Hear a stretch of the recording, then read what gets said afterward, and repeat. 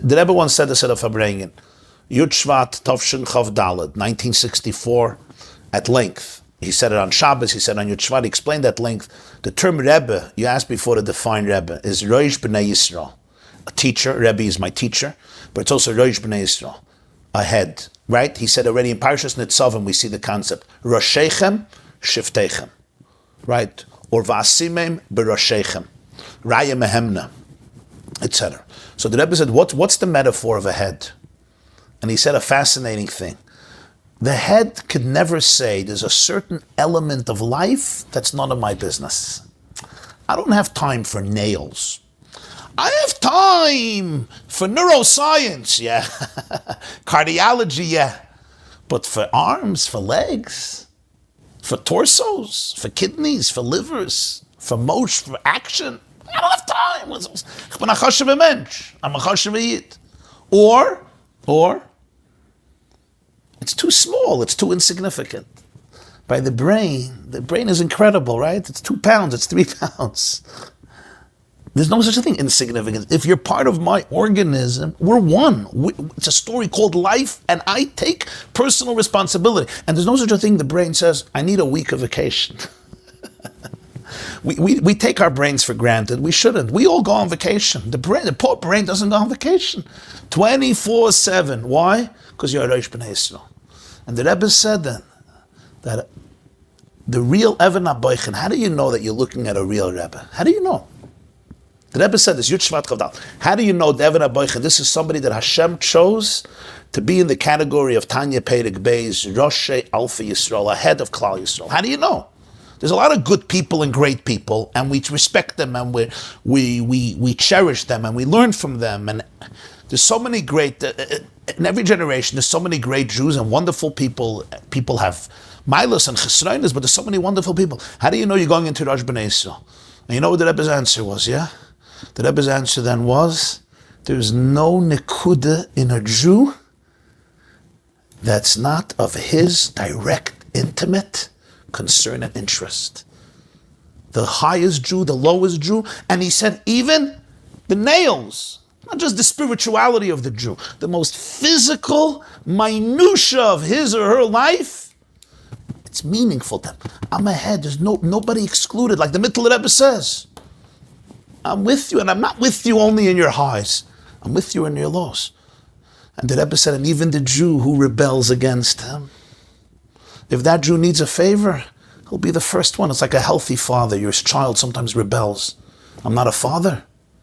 You understand the pain, the aggravation, but you'll be the first one there to go save your child, to help your child. Why? Because I'm your mother.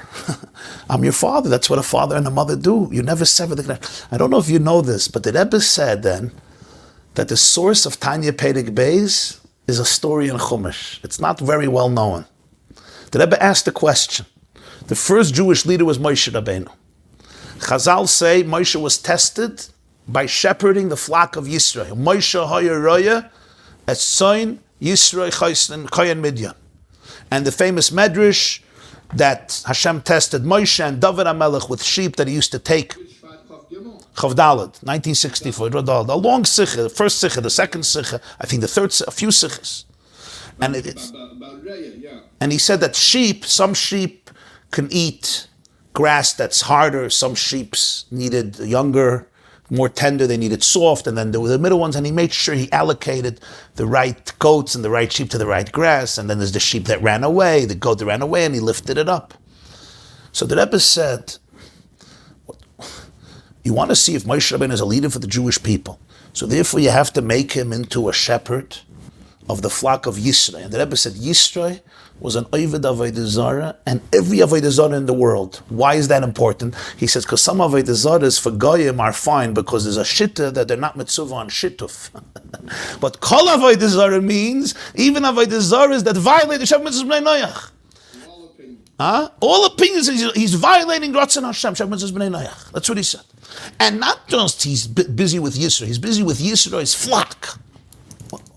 There's no other way to test people. There's no other way to. He could have done it for a day, or he could have done it for a week. You know what he said? And the Rebbe said, unbelievable word. He said the Evan HaBoichen, the barometer to test a real Rebbe or Nasi Yisrael is how he's going to deal with the Poishim Umordim in Perik Beis. How he's going to deal with the people who not only disagree, but sometimes are in the opposite extreme. Not only how he's going to deal with people who don't feel close, Mela. Now people don't give covet. People that sometimes dedicate their life to the opposite. But a brain says, you're part of the organism of Hashem. I'm in. And I'm in. Unfortunately, you didn't have the schus to have a relationship from a place of enthusiasm and love. Yet. You'll see the emes. The emes comes out. The emes comes out because emes is emes. Reality prevails because it's real. So how did Hashem test it? That for years he tended to Yisra. He was an Ovid Avodah Zarah. He tended to him, and he said, and he tended not only to him, he tended to his properties, he tended to his sheep, and then the Rebbe added something else. And he says, it's not pshat that by feeding Yisra his sheep and goats, he transformed them into human. He said, the tzig is gebliben atzig. And then he said, this was the shitta of the Baal Shem Tov, that he told it tzadikim nistarim in the year Tov Ayin Beis, Tovay Alav Bracha, that's 1712. He taught them that when you go to the Shtetler, the first thing you do is you help Jews with Gashmias, even if it will not necessarily bring them to greater spirituality. In the Yiddish, he says, as the tzig bleibt dat tzig. Moshe is happy with feeding the goat. The goat stays a goat. But I care for your food. I care for your oxygen. I care for your water. I care for your serenity. I care about you with all that. Of course, if I care about you, I always want to elevate you. I want to inspire you. I want to stimulate you. Because I care about you. And if you're not a goat, if you're a human being, I want you to be a human being. And I want you to be a Jew. Of course.